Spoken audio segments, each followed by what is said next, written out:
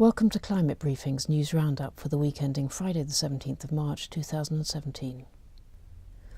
On Thursday, Donald Trump's administration released a budget blueprint presenting his plans to cut the funding of the United States Environmental Protection Agency by 31%. This would effectively bring the E.P.A.'s research into climate change to a halt. While still needing congressional approval, the presidential budget aims to cut $2.4 billion of the agency's $8.1 billion budget, and an estimated 19% of the workforce would be lost. The Clean Power Plan, introduced by President Obama to cut greenhouse gas emissions from power plants, would be scrapped altogether, along with over 50 other E.P.A. initiatives. Responding to the plans, Fred Krupp, head of the Environmental Defense Fund, said, "This is an all-out assault on the health of our planet and the health and safety of the American people."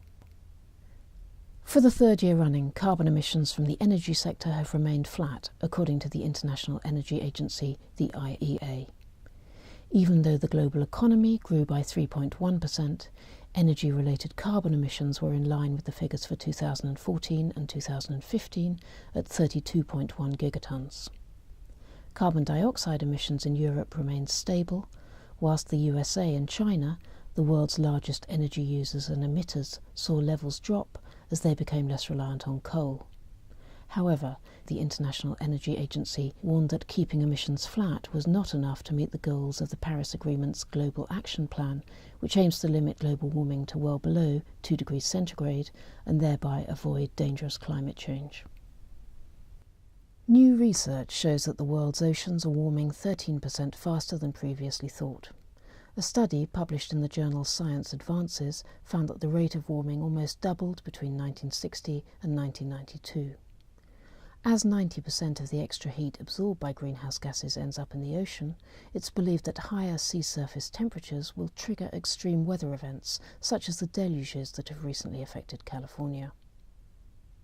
As Australia's Great Barrier Reef comes under renewed threat from rising sea temperatures, scientists are warning that parts of the World Heritage Site may never recover. Last year saw the worst die-off of coral ever recorded, and, with another mass coral bleaching underway this year, scientists are concerned that the frequency of such events will rapidly diminish the ability of the coral to recover. This has been a Climate Briefing weekly roundup.